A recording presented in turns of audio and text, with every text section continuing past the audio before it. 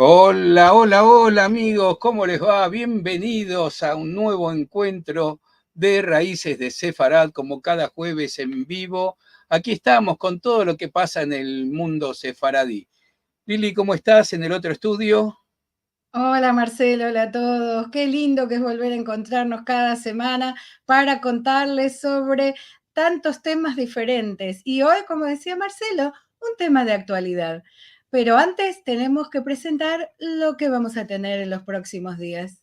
Por supuesto, no sin antes agradecer las colaboraciones, no solo aquellas que son en contante, en dinero, a través de PayPal, transferencias en cualquier parte del mundo. Tenemos todas las formas para quienes quieran colaborar en lo que es la plataforma de Internet, mailing, hosting y todas estas cosas que nos requiere para llegar a todo el mundo, porque todo lo que hacemos es en forma voluntaria, tanto nosotros, Liliana y yo, como todos los conferenciantes lo hacen en forma voluntaria. Ningún conferenciante ha cobrado jamás nada.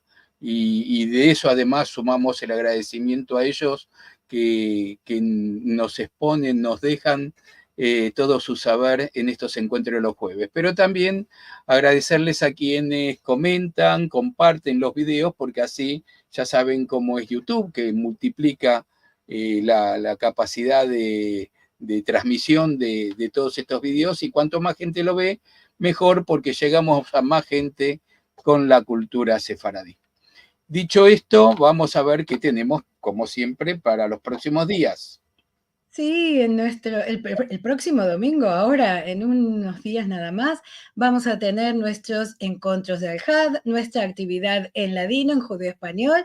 Esta vez tocaremos el tema Canticas de mi casa con Rachel Amado Bornik representando a Ladino Comunidad y su invitada Vicky Diller. Así que vamos a hablar sobre canticas, un tema siempre tan entretenido. Recuerden que esto es totalmente en ladino, pero los que hablan castellano lo pueden comprender perfectamente. A propósito de eso, si quieren aprender ladino, en el de la semana pasada hay un método fantástico. Véanse el video de la semana pasada. Bien, y para el próximo jueves, en este mismo horario, vamos a hablar sobre la disputa de Barcelona entre Pablo Cristiani y Moshe Ben Nachman. Esto será con Yosef Quintana. Él nos va a contar sobre esta disputa, esta controversia del año 1263, un tema sumamente interesante también. Y si siempre decimos que tenemos lujos en nuestros encuentros, el de hoy, vaya que es un lujo. Mira, recientemente hasta en los diarios, en los periódicos de España ha aparecido. Presentamos, Lilia, Claro, a quién va a tener. por esto decíamos que era un tema de actualidad. Vamos a hablar hoy sobre el Centro de Documentación y Estudio Moisés de León, sobre los libros sefaradíes y la memoria con Isaac Ben Abraham. Se ha dedicado al mundo del derecho, así como unos años también al asesoramiento financiero de empresas. Le gusta definirse como sefardólogo, término que define a aquellas personas que se dedican a la parte de la historia de España y Portugal centrada en los judíos que compartieron el territorio de la península ibérica durante 1500 años con el resto de habitantes de la misma, tanto cristianos como musulmanes, y de donde fueron expulsados por el simple hecho de no compartir la misma religión que el poder. En dicho momento de la expulsión era el pueblo más antiguo de la península ibérica. Él mismo aclara que no es licenciado en historia. Sin embargo, desde hace 29 años se dedica a la investigación y divulgación de la historia y la cultura sefaradí, siendo desde hace años el coordinador del Centro de Documentación y Estudios Moisés de León, entidad constituida en octubre de 1999 que publica desde julio del 2008 una base de datos que se puede encontrar en sefardíes.es online. Desde que se aprobó la Ley de Nacionalidad Española para sefaradíes y sus descendientes, ITHAC ha colaborado con 26 despachos profesionales en la elaboración de los informes motivados solicitados por el Ministerio de Justicia, con relación a la pertenencia de los apellidos al linaje sefaradí y ha realizado en ese tiempo más de 8.000 de dichos informes y trabajado en la investigación de 1.400 diferentes apellidos. Trabaja también en una biblioteca digital con el nombre de Vivir, para la cual ya dispone de la información sobre más de 29.000 referencias de libros, artículos, tesis y todo tipo de materiales, todo ello en el marco de un proyecto que ha calificado como Sefarad es Memoria. Y hoy nos va a contar sobre la colección reunida a lo largo de los años por su familia y que asegura es la mayor de España sobre cultura sefaradí. Hola Itzhak, bienvenido. Hola, buenas noches desde Sefarad. ¿Qué tal, Itzhak? La verdad que estamos contentísimos y honrados. Ya estuviste en una charla hace un par de años, creo, o el año pasado, con el tema de los apellidos y desmitificando un montón de cosas que se dicen de los apellidos y dándole el rigor que tus investigaciones han hecho. Me decías esta semana, ¿cuántos informes hiciste con el tema de la nacionalidad? Bueno, durante un tiempo estuvimos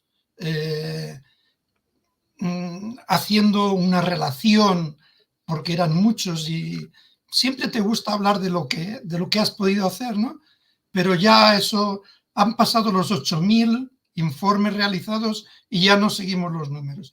Ya los que el Dio quiera y hasta que el Dio quiera, no hay ningún problema en ello. Qué bueno eso, qué bueno. Eso te hacía esta pregunta solo para darle una idea al resto de la gente de los informes serios, y resalto lo de serios que has hecho en este sentido, en la mar de cosas no muy serias, así que bien rescatar esto. Bueno, pero nos vas a hablar de esto fabuloso que tenés y se ve un poquito atrás tuyo. Atrás se ve el trabajo que se hace todos los días. Los libros hay una parte aquí atrás, pero están en otra habitación del centro. Yo lo que primero quería hacer era agradecer tanto a ti, Marcelo, como a Liliana, la posibilidad que nos dais a muchas personas que nos dedicamos a la investigación o a la divulgación de la historia sefardí, que en parte es desconocida, y sobre todo en Sefarad. En España y Portugal es muy desconocida. Durante más de 500 años, tanto por la parte de la administración, de los gobiernos, como de la Iglesia, se ha intentado poner una losa, y esa losa pesa mucho y es muy difícil de quitarla.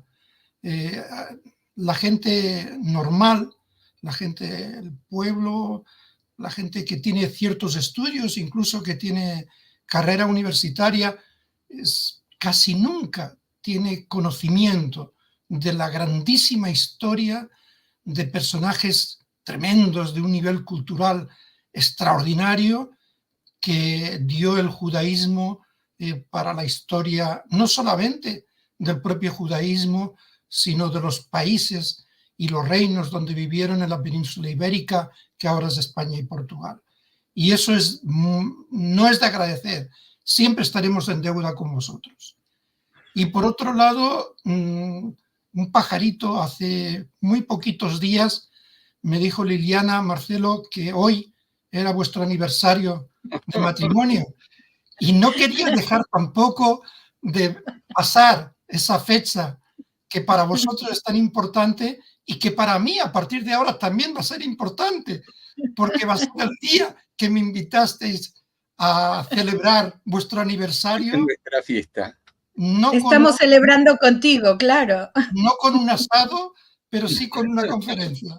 43 años estamos cumpliendo hoy de nuestra boda, porque nos tuvimos 5 años de novios anterior, así que sí, y contentos de juntos dedicarnos a esto que, como dices, ayuda a tratar de poner un poquito de luz donde muchos se encargaron de que no se note, que no se vea, y por suerte poco a poco va saliendo toda la luz. No te quiero sacar más tiempo, porque yo me quedaría hablando contigo. Quiero que nos cuentes sobre esta maravillosa biblioteca, tu trabajo, y sé que tienes algunas imágenes buenísimas, así que te dejo con la gente, ¿eh? Y con tu presentación. Marcelo, Liliana, otra vez gracias. Y os voy a comentar, me ha pasado una cosa curiosa. Los que siempre estamos leyendo y buscando cosas, yo tenía una presentación preparada, pero esta mañana se ha publicado en la revista Enlace Judío por Aranza Gleason un artículo que es lo que se dice habitualmente que viene al pelo. Dice que hay una palabra en la Torá que se repite más de 169 veces, que es zahor, que quiere decir recordar.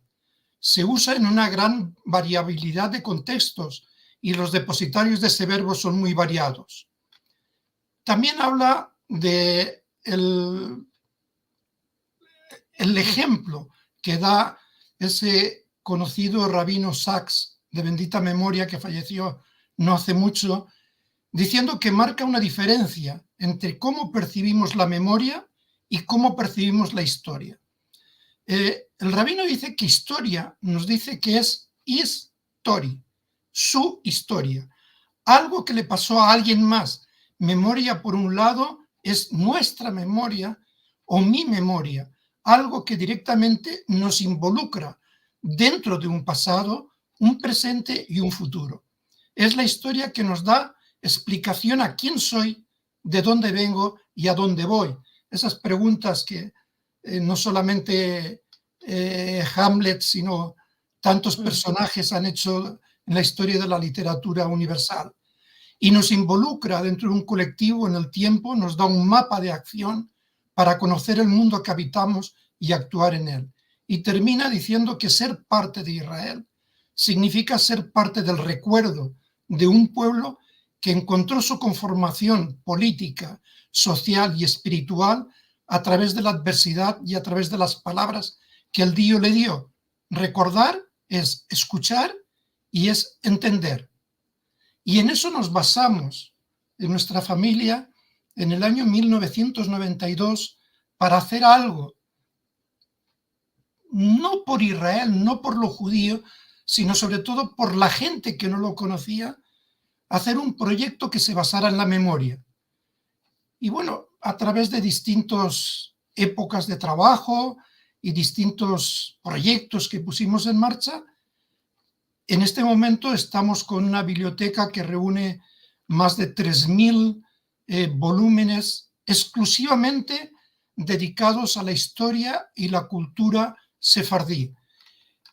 Fundamentalmente para ponerlo en manos de los investigadores y el público en general, para que puedan encontrar todo eso que está en anaqueles de universidades, que está guardado, que está con polvo y que no abre nadie. Si me permiten la forma de personalizar un poco todo esto que digo, es una frase que he dicho muchas veces, y es que un libro cerrado es un libro que no existe. Los libros tienen que estar abiertos, los libros son para consultar, son para manchar los bordes pasando páginas, son para leerlos, para rebuscar, para poner anotaciones, para poner señales que nos lleven otra vez a buscar aquello que estábamos intentando saber. Los libros tienen que estar abiertos. Entonces, de toda la biblioteca, lo que hemos hecho es un grupo de libros que son estrellas dentro de esa biblioteca por su composición, por su historia, por lo que nos transmiten, y dedicarlos al nombre de mi esposa, que falleció hace poco, hace ya 6 años, y que se llama Biblioteca o Colección Esther Rubio. Dentro de esa colección hemos reunido las joyas de todos esos libros, y son sobre los que fundamentalmente voy a hablar en este momento, aunque luego al final cuando haya preguntas se pueden hacer preguntas tanto por estos libros como por la biblioteca en general. Si empezamos con el primero, la mayoría son libros que son reproducciones de originales. No son libros originales porque los originales están en distintas bibliotecas de distintos lugares del mundo. Estos son facsímiles, es decir, reproducciones exactas del original. Y la primera es la Biblia de Alba.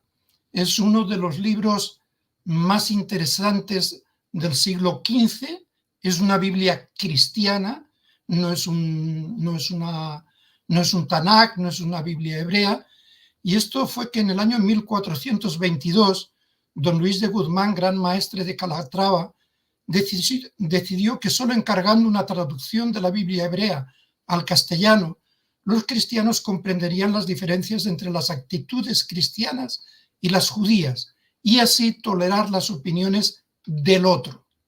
Recurrió para ello al rabino Mosés Arragel, nacido en la ciudad de Guadalajara a principios del siglo XV, que residía en un pueblo que se llama Maqueda, y está, para los que han visitado o conocen España, está entre Madrid y Toledo, pero es un pueblo que actualmente no tiene ninguna importancia relevante. En aquel momento tenía una gran judería.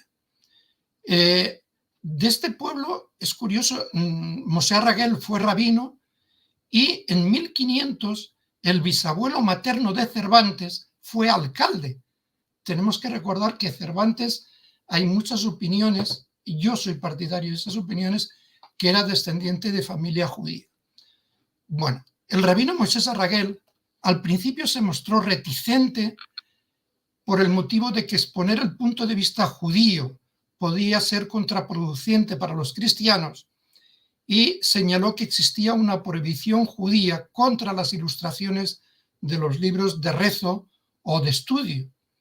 La presión que pudo ejercer maestre de Calatrava le hizo ceder, no sabemos qué tipos de presiones, pero algo nos podemos imaginar, y ese espectacular libro que se conoce como Biblia de Alba se terminó el 2 de junio de 1413 en dicha localidad de Maqueda, siendo un tributo a la reconciliación y renovación del entendimiento entre las dos religiones.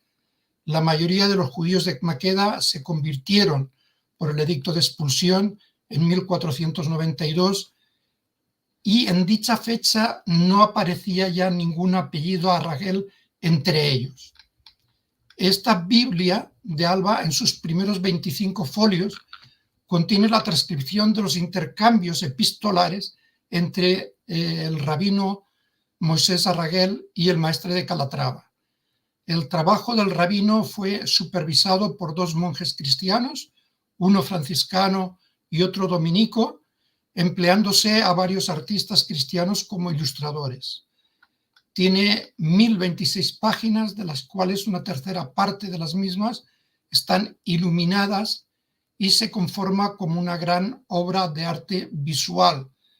Actualmente la mayoría de personas que están acostumbradas a pantallas, al móvil, o que estamos acostumbrados ya, es visual todo lo que hacemos. Entonces, este primer libro forma parte de esa colección, este rubio que antes he dicho, y nuestra idea es encontrar alguna organización importante que pueda exhibirlo a través de España y de distintas ciudades del mundo.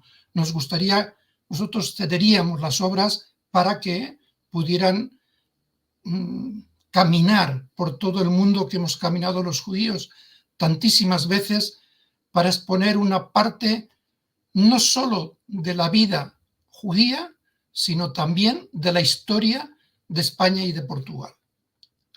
En 1592, coincidiendo con el 500 aniversario de la expulsión de los judíos de España, doña Cayetana Fitzjames Stuart y Silva, 18ª condesa de Alba, accedió a permitir que se realizara un facsímil de esta obra maestra, cuyo responsable primero fue Mauricio Achuel Toledano, sefardí y gran mecenas de la comunidad judía de Madrid, el cual falleció a finales de septiembre del 2011.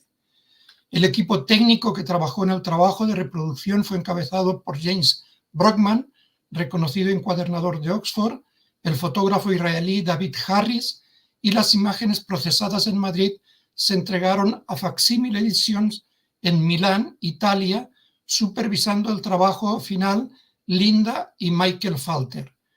De esta edición se entregaron ejemplares de estos facsímiles al rey de España, a Juan Carlos I, padre del actual rey, y al presidente de Israel, Isaac Herzog. Este libro, este facsímil, esta Biblia, como todos los demás, no solamente tienen historia de cómo se hicieron, de qué representa, de qué son, sino que el libro en sí también tiene historia. Nos llegó a nuestras manos de una forma bastante rocambolesca que alguna vez citaremos o explicaremos en algún sitio. El siguiente libro es la Biblia de Kennicott. Esta es una Biblia que es también maravillosa por sus ilustraciones.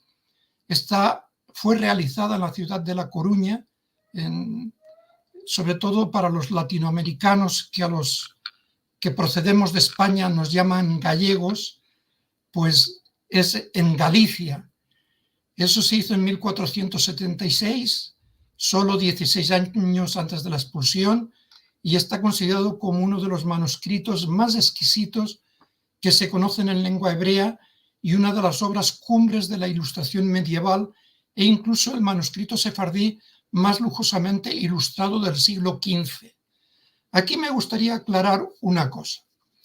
La diferencia de la Biblia de Alba con la Biblia de Kennicott es que la Biblia de Alba es una traducción de la Torá o del Tanaj a el castellano y está ilustrada.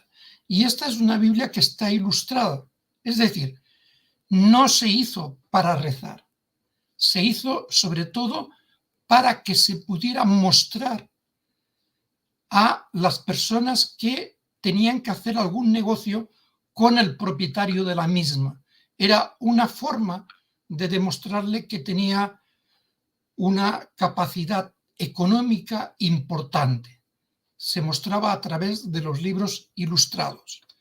Fue encargada por Isaac, hijo de don Salomón de Braga. El calígrafo fue Moisés Ibn Zabara y el iluminador fue Joseph Ibn Hayim.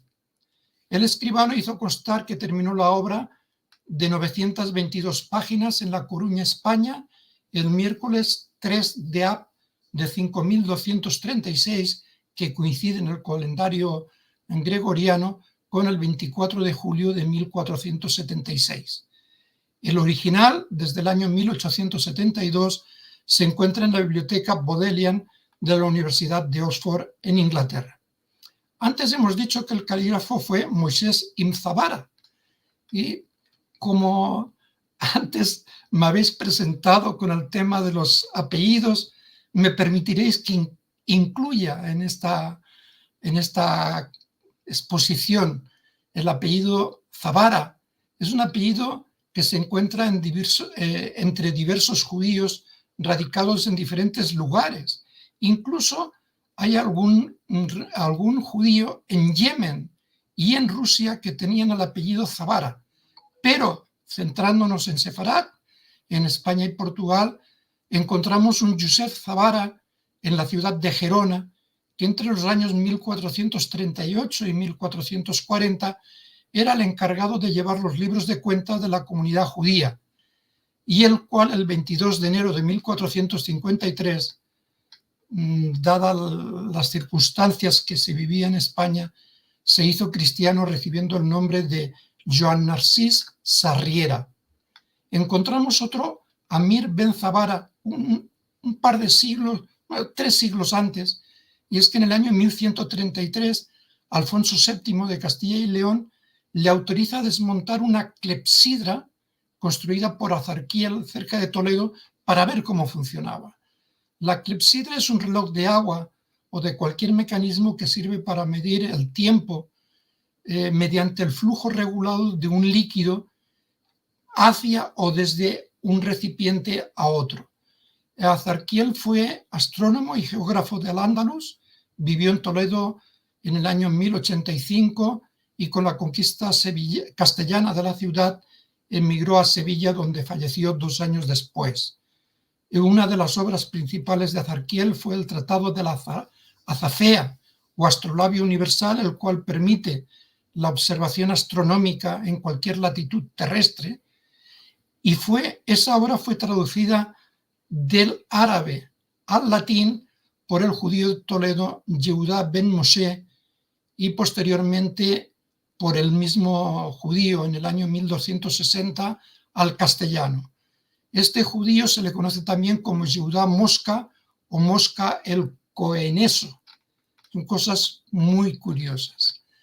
Tenemos a continuación la Biblia de Cervera, que es esta que tenemos ahora en imagen, que es también de una belleza tremenda. Vemos también que es en hebreo, está escrita en hebreo, y por lo tanto no era un libro de rezo, sino que era un libro para deslumbrar a las personas que fueran a casa del dueño, que la utilizaba pues para deslumbrarles con esa propiedad tan maravillosa. Esta se realizó en el siglo XIV y aunque en la mayoría de lugares se identifica que está hecha en la ciudad de Cervera, en Lérida, en Cataluña, esto, desmontando los mitos, como decía Liliana al inicio de esta conversación, es un error, no está hecho en Cervera. Incluso está mal registrada en la Biblioteca del Capitolio en Washington, que tienen un ejemplar, ya que su origen es la localidad de Cervera del río Alhama, que está a 40 kilómetros de Tudela, en Navarra, y a 70 de Soria. Esta localidad, aunque más pequeña que la Cervera de Lérida, ya contaba con una importante judería en 1290.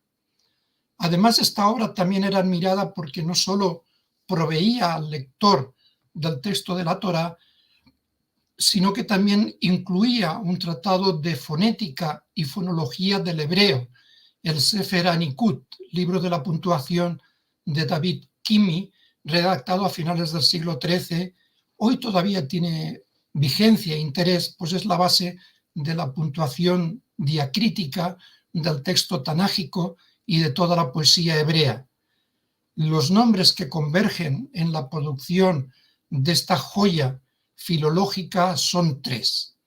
El primero de ellos es el calígrafo del texto, Samuel ben Abraham ibn Natán, quien indica en el colofón la información editorial, por así decirlo, que la escribió en Cervera, no la Cervera de Lérida, sino Cervera del río Alhama, mientras estaba convaleciente de la rotura de una pierna entre el 30 de julio de 1299 y el 19 de mayo de 1300, casi un año de trabajo. El siguiente nombre a tener en cuenta es el del iluminador, el ilustrador de esas imágenes tan preciosas, que en este caso es Joseph Asarfati, José el francés. En algunos lugares figura como Joseph Asarfati sin H y en otros con H. Era uno de aquellos judíos transpirinaicos que en una de las numerosas expulsiones de judíos de Francia eligió Navarra para vivir. Los franceses, los judíos, entraban normalmente a la península ibérica por Roncesvalles y tenían su taller en la cercana Tudela.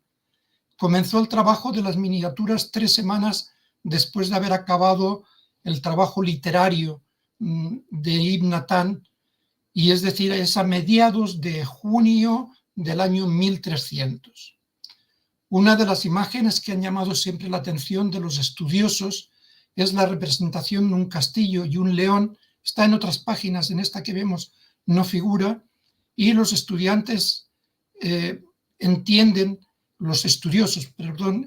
que ensalza la corona de León y de Castilla, porque son las imágenes de los 2 reinos. También es bastante famosa la menorá del templo entre 3 olivos, que es una visión del tercer capítulo del libro de Zacarías.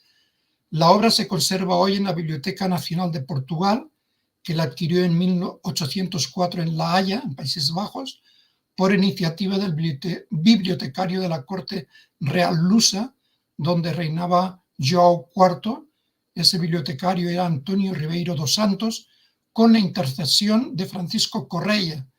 Sabemos que costó 240.000 reales de aquella época, y los símbolos que antes hablaba de Castilla y León están enmarcados en un Maguen David.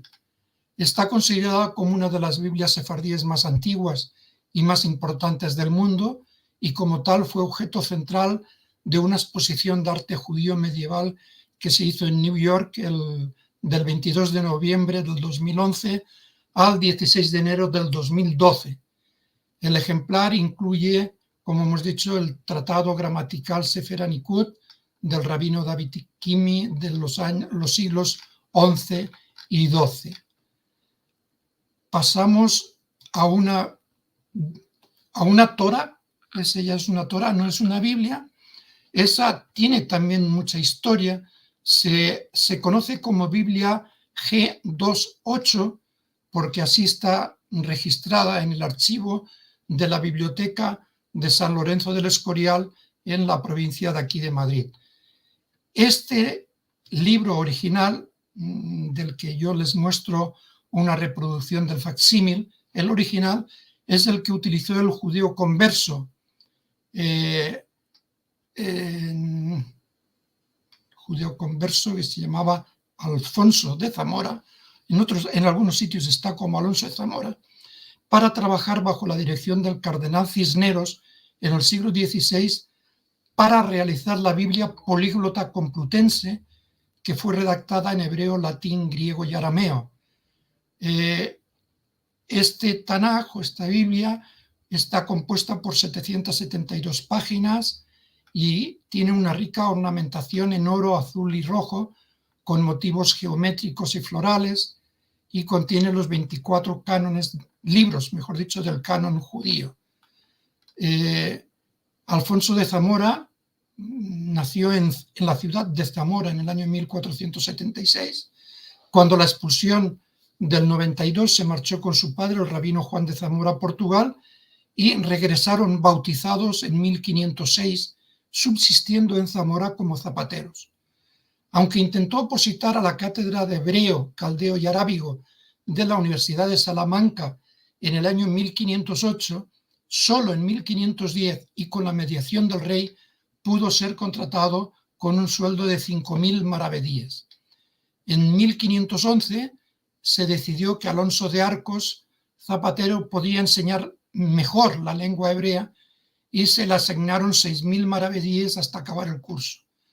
Después fue llamado por el cardenal Francisco Jiménez de Cisneros y fue el primer catedrático de hebreo y arameo en la Universidad de Alcalá de Henares, aquí en la provincia de Madrid, y que ahora esa universidad ha dado paso a la que se llama en Madrid Universidad Complutense. Allí estuvo durante más de 30 años, desde el 4 de julio de 1512. Es curioso, hay una anécdota, que cuando el cardenal Cisneros tuvo la idea de realizar el proyecto de la Biblia políglota complutense, a una de las primeras personas que contactó para este trabajo fue a su amigo Antonio de Nebrija, que el 18 de agosto de 1492 publicó la primera gramática castellana.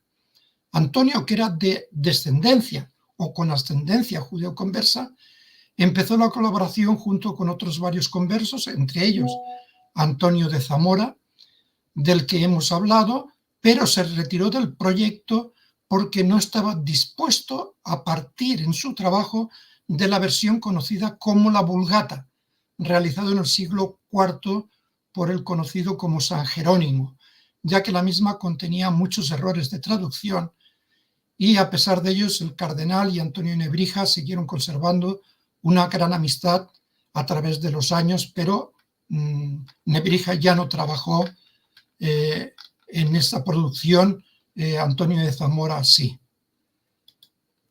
La siguiente es la Biblia de Lisboa.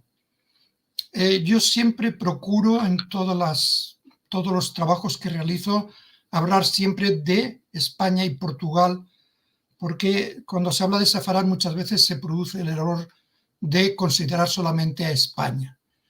Este facsímil reproduce la conocida como Biblia de Lisboa, copiada en 1482 por Samuel Ben Samuel ibn Musa, conocido también como Samuel el Escriba, en escritura cuadrada para el mecenas Joseph Ben Yehuda al-Hakim. El original fue adquirido por el Museo Británico a Benjamín Cohen de Bukhara el 18 de noviembre de 1882 y consta de 184 folios. Hemos visto que hay Biblias hechas en un sitio y que están en Lisboa y otras hechas en Lisboa que ahora están en otro sitio. No solamente los judíos andamos por todo el mundo, sino que también los libros producidos por los judíos andan por todo el mundo. Esta es una Biblia, es la Biblia de Ferrara.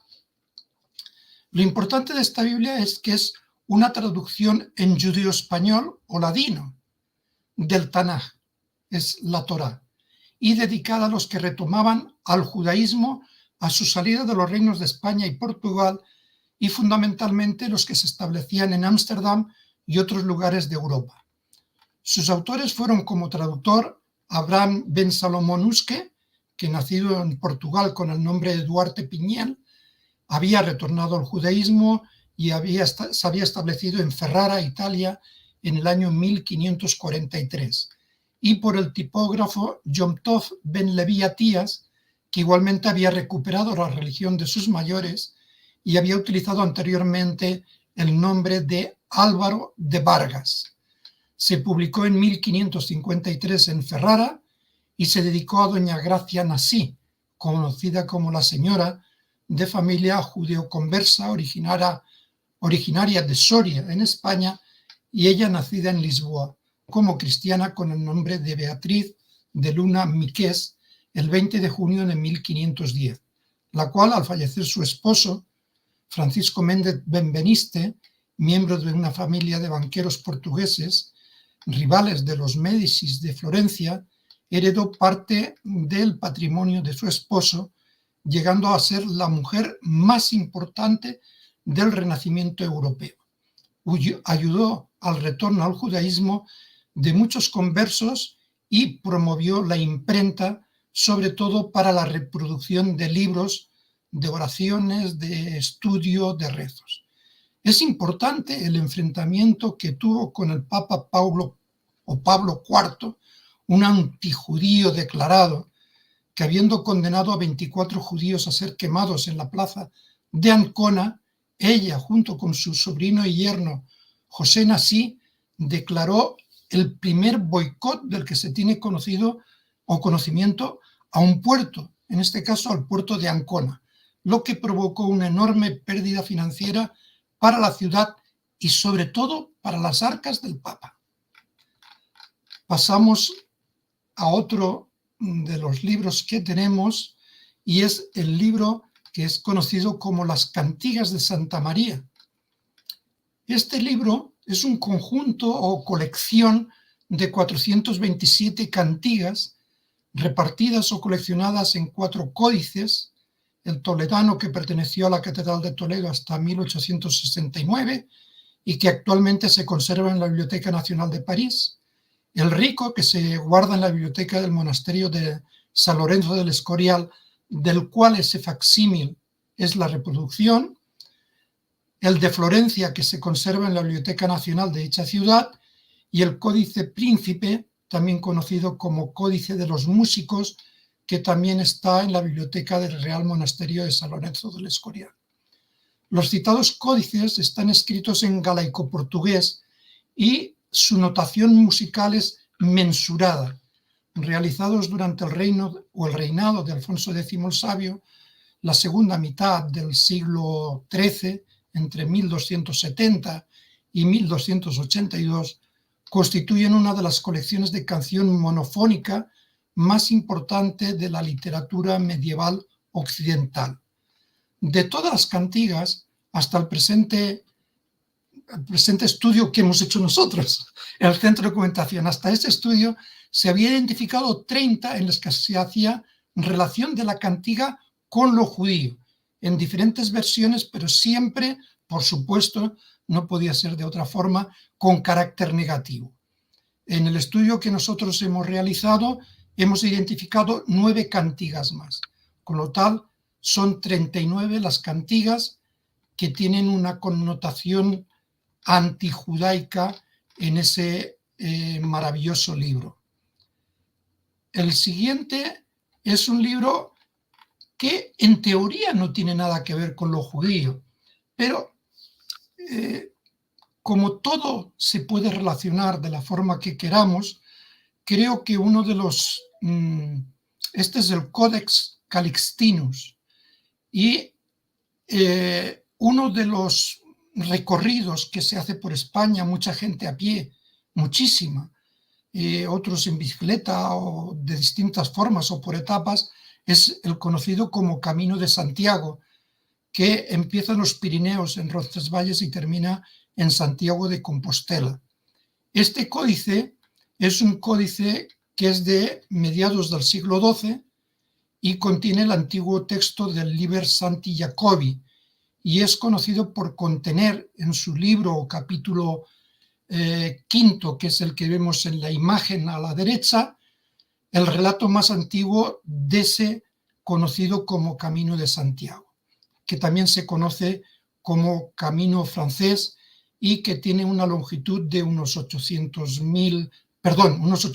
kilómetros.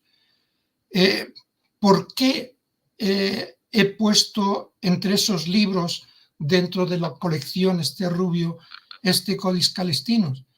Porque en todo el transcurso de las principales ciudades que se encuentran dentro de ese camino de Santiago, había establecidos judíos que se dedicaban al comercio y fundamentalmente en habituallar a los peregrinos de todo aquello que podía necesitar o que podían obtener pues para seguir ese tremendo camino a pie desde Roncesvalles hasta Santiago de Compostela.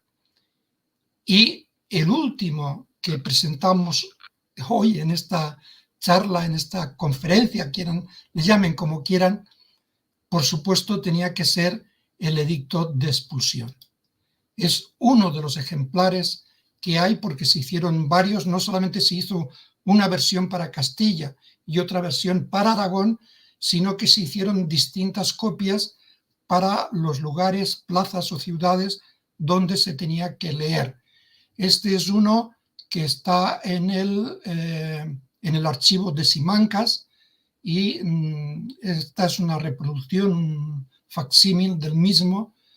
Se hizo por esos conocidos o renombrados como reyes católicos, Isabel I de Castilla y Fernando II de Aragón, que lo suscribieron el 31 de marzo de 1492, estando en la Alhambra en Granada, después de haber conseguido la conquista de esa ciudad, último reducto de la intervención musulmana en la península ibérica. Pero no debemos de olvidar que la contribución económica de los judíos hizo posible esa conquista. Sin ella, los reyes católicos no la habrían hecho, como tampoco habría podido Cristóbal Colón ir a América, como tantas otras cosas, y así esos conocidos como reyes católicos nos pagaron a los judíos con la expulsión. Y un colofón a todo ello. Siempre cuento que la dinastía a la que pertenecían los reyes católicos tenía una historia de 100 años, un siglo. Los judíos, el día de la expulsión, teníamos una historia de 1500 años en esta tierra de Sefarat. Y con esto doy por terminado esta presentación y, Marcelo, Liliana, estoy a vuestra disposición. Estoy abrumado, Isaac. por el lado de poder sacar esto de la historia y conocerlo, pero además de la belleza que tienen estas imágenes, es fantástico. Me decías que todos estos, los originales de esto están dispersos en el mundo, Sí. y que el único lugar donde están juntos, aunque sea en formato de facsímil, es esta biblioteca. Esos libros nunca han estado juntos. Dentro de esa colección que nosotros hemos hecho de libros muy interesantes, hay también una colección de 8 o 9 agadots o agadas, que tampoco han estado nunca juntos con estos otros libros. Por eso la ilusión que tenemos, no sé cuánto nos llevará de trabajo, es encontrar una entidad cultural o financiera que tenga la capacidad para mover este tesoro histórico, no solamente judío, sino también de la península ibérica, que explica parte de nuestra historia judía, pero también explica parte de la historia de España y de Portugal.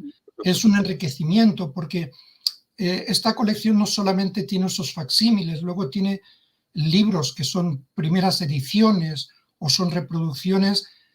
Por ejemplo, la primera novela que se escribió en castellano, pero que los protagonistas eran una pareja de un judío y una cristiana. El libro de la guerra de África que hizo un periodista antijudío a más no poder, pero que era el cronista de la conquista del norte de Marruecos por las tropas españolas, y que se descubre por España cuando entran en Tánger que hay gente que habla un castellano muy antiguo y que dice que son judíos. Y entonces es una sorpresa tremenda. Pues está conformada la colección por aproximadamente entre 80 y 100 libros. Lo que pasa que estos que he enseñado son los maravillosos. Los demás los tesoros. son los tesoros, exactamente. Pero como dijiste al principio, tienes intenciones de, si es posible, si alguien está en condiciones de hacerlo, de que gire por el mundo. Ojalá esto que estamos haciendo llegue a los oídos de alguien. Vamos a promoverlo, a ver a quién puede llegar. Perfecto. Porque es una joya. Marcelo, Liliana, como os decía al principio, yo creo que los libros cerrados no existen. Es como si no existieran, no los ve nadie, no informan de nada, no sirven para nada, no transmiten nada. Yo he estado Seguro, están para ser abiertos y para ser ojeados. Los libros son para verlos, para trabajarlos, para estudiarlos, para vivirlos. Seguro. ¿Se pueden visitar y ver en el centro, Ishak? Sí, pero tengo que saber quién viene a verlos. Ok, hay que registrarse, hay que escribir, hay que no llamar. Es posible enseñar eso a cualquier persona. Claro, por motivos, entre otras cosas, de seguridad de los propios libros. Por supuesto. Es que cada uno de estos ejemplares, aunque sean facsímiles, el valor económico que podrían tener en el mercado, alguno de ellos es... No me gusta hablar del tema económico, pero es muy alto. Seguro que sí, seguro sí, ya se ve en la calidad. Hay muchos mensajes, bueno, ya todo el mundo quiere ir a verlos, pero vamos Pero por eso yo preguntaba, digo, seguramente a mí también me gustaría, después de escuchar esto, ir a verlos y ir a ver otros ejemplares o consultar. Pero bueno, se puede escribir, se puede uno registrar de alguna manera, presentar alguna documentación para consultar algún libro. Antes de nada, Liliana, tanto tú como Marcelo, como mi regalo de este aniversario de bodas, estáis invitados a verlos sin ningún problema. Ya saldríamos por ahí. Los demás ya veremos. Sí, ahí estaremos. Darles el correo del centro y la gente que pudiera escribir al centro, y pues ya lo veríamos cómo hacerlo. Bueno, además está el sitio de internet, ¿no? Sí. Sefaradíes.es, ¿no es así? Sefaradíes.es. Eso es. Bueno, vamos a ver algunos comentarios que dice la gente. que hay bastante. Saludaba temprano Rosario Gallardo. Roberto de Souza saludaba desde Brasil. Encarnación Marcos Alarcón también saludaba. Néstor Adrián Toro Quintero saludaba también, como siempre, desde Colombia. Estamos peleados con los colombianos porque este domingo jugamos la final del campeonato de fútbol de Copa América. Así, Aquí en España creo que también tiene que ver con la Copa de Europa. Con la Copa Europa también el domingo se juegan las dos finales y nosotros que somos argentinos y españoles tenemos la posibilidad de ser 2 veces campeón este domingo. Vamos a ver cómo sale. Veo Hilda. Un abrazo para Hilda y para su esposo. Excelente. Sí, es muy tarde allí en Madrid, en España, como tú, están trasnochados. Sí, Daniel Cavazos que nos dice buenas noches y saludos desde Monterrey. Guillermo Manuel Castillo Ayala, buenas noches. Bernard Miller, saludos cordiales desde Londres. José Gregorio Lepervanche, muchos saludos desde Sagunto, Comunidad Valenciana. Una gran judería, Sagunto. Sí, Pablo Frenkel, muchas gracias por el feliz aniversario. Alan Carciente, buenas tardes desde Caracas. Adrián, que nos manda felicitaciones, muchísimas gracias a todos. Lucien Beraja, saludos desde San Pablo en Brasil. Ivonne Sten, también desde Brasil en Río de Janeiro. Gran saludo desde Bogotá, Colombia, y no sé cómo se llama. Andrea Fernández, ¿cómo podemos acceder a estos documentos desde Argentina? Si uno va a Iberia, saca el pasaje, va a Ezeiza y ahí puede llegar. Previo contactarse con el Centro Moisés de León. Por ahora nos conformamos con lo que nos has mostrado hoy. Y Andrea que dice una maravilla verdaderamente, que sí. Eliezer Castañeda, gracias, muy interesante. Pablo Frenkel que dice, ¿podría dar alguna dirección de correo electrónico para comunicarse? Sí, la vamos a poner. José Gregorio que dice, estudio los puertos de expulsión y las rutinas marítimas y consultaré su biblioteca. En esta hora ya he encontrado varias referencias muy útiles para nuestro proyecto GeoSefarad. A José Gregorio lo tuvimos hace poquito, así que entre los videos que tenemos en el canal... Conozco el trabajo que está haciendo. En un trabajo fantástico, así que seguro que nos gusta mucho ser útiles para estos proyectos nuevos. Adrián que dice, muchas gracias, impecable con presentación. Donis Hack es un gran erudito sefardólogo. Una pregunta, ¿se puede acceder al Centro Moisés de León de forma virtual? Gracias. Bueno, ya hemos ido respondiendo. Bernard Miller, muchísimas gracias por haber compartido esta riqueza histórica y cultural con tantas bellezas y sorpresas con nosotros. Una vez no hace mucho, una persona que no venía hace tiempo y me decía, ¿de dónde sacan tantos temas? Todavía hay mucho para descubrir. Muchísimo. Jorge Alberto Marcipán, muchas gracias por tan buena disertación. Un aplauso de mi esposa y mío. Guillermo Manuel Castillo Ayala, gracias, excelente exposición y los libros presentados. Saludos desde Salamanca, España. Andrea Fernández que dice, estoy investigando la creación del marquesado de Villafranca, lo creó Isabel la Católica y los primeros marqueses eran Pimentel, Pacheco y Fernández. Que eran judeoconversos. Claro. Soy historiadora, descendiente de Joseph Pacho y se instalaron en La Cabrera el marquesado de Villafranca. Atento siempre desde Ecuador a tan interesantes eventos que enriquecen nuestra cultura. Muchas gracias. La gente de Ecuador está haciendo un gran trabajo, la institución está haciendo muchas actividades también en nuestro portal van a encontrar cómo acceder a ellos, pero los encuentran también en redes sociales. Es un gran trabajo que están haciendo allí en Ecuador. Encarnación Marcos Alarcón desde España. Gracias.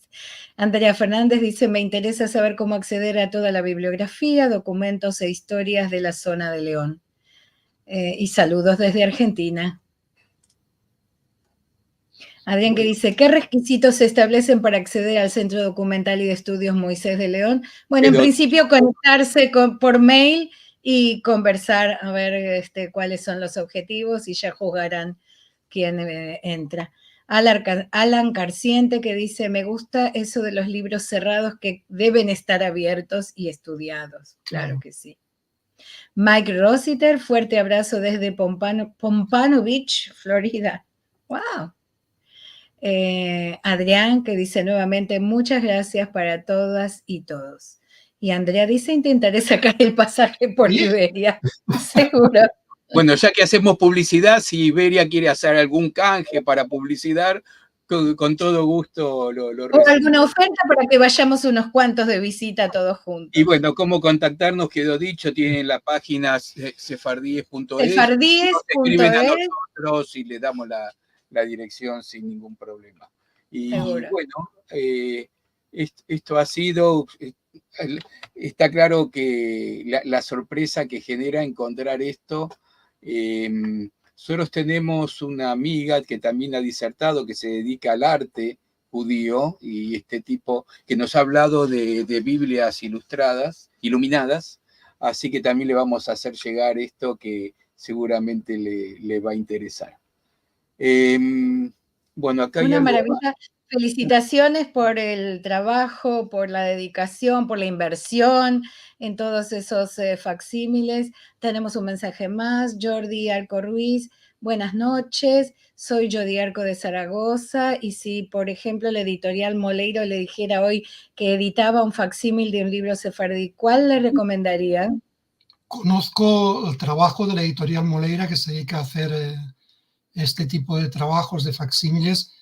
Y yo le diría que todos, que empezara por el que quisiera y terminara por el último, pero todos. Es que son auténticas maravillas y están en sitios que no están al alcance de las personas.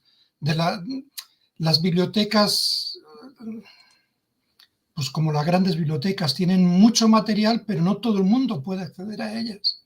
Y se pierde mucho conocimiento por eso. Lo bueno es el trabajo que vosotros, Liliana y Marcelo, hacéis de divulgación, porque sin vosotros eso no saldría. Por lo tanto, lo importante no somos los que traemos aquí una conversación, una presentación o una charla, sois vosotros que nos dais la facilidad para poder... Somos el vehículo y por eso a Andrea le decimos que haya muchos encuentros así. Estamos con más de 800 videos en el canal de YouTube. Así que seguro. Todos somos importantes, Itzhak, todos somos importantes, somos parte de esta vía de comunicación. Es muy importante el trabajo, es muy importante la divulgación y es muy importante toda la gente que viene a escuchar sobre estos temas y a conocer mucho más de lo que podría saber de otro modo. Muchísimas gracias a ti y a todos los que están aquí y a todos los que verán el video de esta excelente conferencia en los próximos tiempos. Un mensaje para la editorial Moleiro, que si quiere editar alguno de estos libros, que charle con Itzhak. Y tenemos una ventaja, no hay que pagar derecho de autor. Sí. Ya claro. Es dominio público. Bueno, Isaac. Lo que nos une a argentinos y españoles es el tema judío. Miramos el dinero. Nos gusta que no nos cueste mucho. Especialmente cuando no hay. Especialmente cuando no hay. Gracias, Isaac, que ha sido muy valioso todo lo que nos has contado, nos has entusiasmado, queremos más, te vamos a comprometer. Tratamos de no molestarlos más de una vez por año. El año que viene te molestaremos nuevamente porque es fantástico lo que nos traes, lo que nos haces abrir la cabeza y iluminar los ojos con esto que nos traes. Muchísimas gracias a vosotros. Y como ya estamos en viernes en España, en Sefarat, Shabbat Shalom. Shabbat Shalom, Y seguro. nos vamos como siempre recordando lo que se viene esta semana. Claro, nos volvemos a encontrar este domingo a la 1 del mediodía, hora de Argentina, y en el anuncio tienen horas de referencia de otras ciudades y países, con los encuentros de Al-Had, hablados en ladino, en judeo-español, que como siempre decimos, se entienden perfectamente para los que hablan castellano. Canticas de mi casa, con Rachel Amado Bornik y su invitada Vicky Diller. Esto será este domingo, y el próximo jueves la disputa de Barcelona entre Pablo Cristiani y Moshe Ben Nachman del año 1263, con Joseph Quintana, doctor en filología románica y licenciado en filología y letras y en derecho. Interesantísima también conocer sobre este hecho histórico y sus consecuencias. Así que, como cada semana... Gracias, Liliana. Gracias, Marcelo. A ti. Chau, nos vemos. A todos, gracias.